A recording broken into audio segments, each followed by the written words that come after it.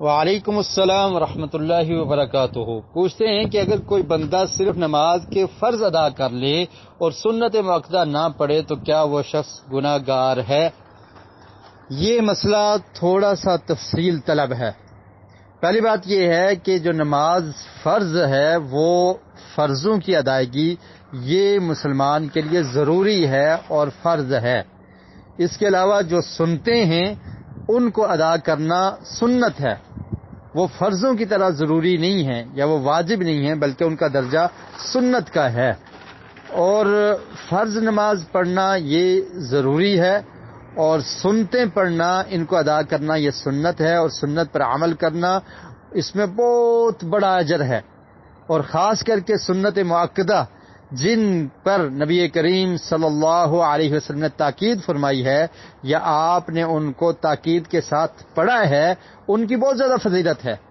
صحیح البخاری میں حدیث ہے، ام سلمہ رضی اللہ تعالی عنہا بیان کرتی ہیں کہ آقا علیہ الصلوۃ والسلام نے ارشاد فرمایا کہ جو شخص فرض نماز کے ساتھ دن میں 12 رکعات ادا کر لیتا ہے تو اللہ تعالی جنت میں اس کا ایک گھر بنا دیتے ہیں، اور یہ وہی 12 رکعات سنت موکدہ ہیں۔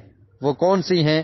فجر سے پہلے 2 رکعت، ظہر سے پہلے 4 اور ظہر کے بعد 2، اور پھر مغرب کے بعد 2 اور عشاء کے بعد 2۔ یہ 12 رکعات جو سنت موکدہ ہیں ان کی خاص فضیلت ہے، اور جو شخص ان کو ترک کرتا ہے تو وہ ایک بڑے اجر سے محروم ہو جاتا ہے۔ لیکن یہ بات یاد رہے کہ سنت کا اگر وہ ترک کرنے والا ہے تو ہم یہ نہیں کہہ سکتے کہ وہ گناہ گار ہے، کیونکہ ایک روایت میں اس طرح سے ملتا ہے کہ نبی اکرم صلی اللہ علیہ وسلم کے پاس ایک اعرابی صحابی آئے اور انہوں نے آ کر پوچھا کہ اللہ کے رسول، مجھ پر کتنی نمازیں فرض ہیں؟ آپ نے بتایا کہ تم پر 5 نمازیں فرض ہیں۔ تو 5 نمازوں سے مراد یہی فرض مراد تھے۔ تو پھر اس نے سوال کیا کہ اللہ کے رسول اس کے علاوہ؟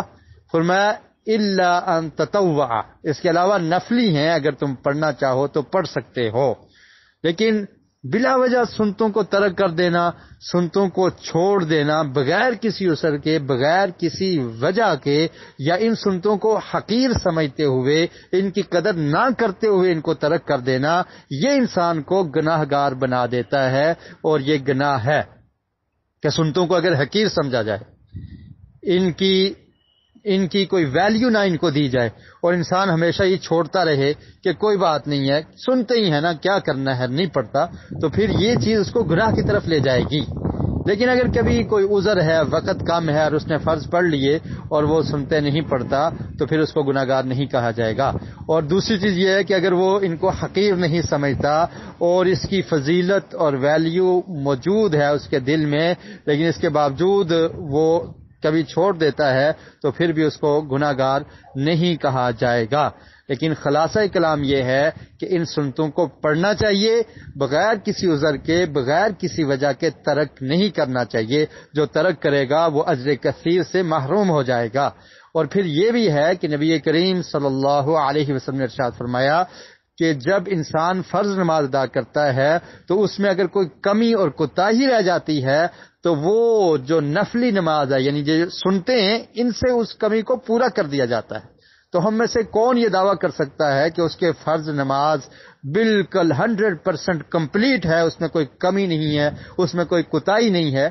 ہر انسان کی نماز میں بہت ساری کمیاں اور کوتاہیاں رہ جاتی ہیں، تو یہ سنتے ہم پڑھیں گے تو اس سے وہ کمی اور کوتاہی دور ہو جائے گی اور اس کمی کو پورا کیا جائے گا۔ اس لیے بلا وجہ ان سنتوں کو ترک نہیں کرنا چاہیے۔ واللہ اعلم بالصواب۔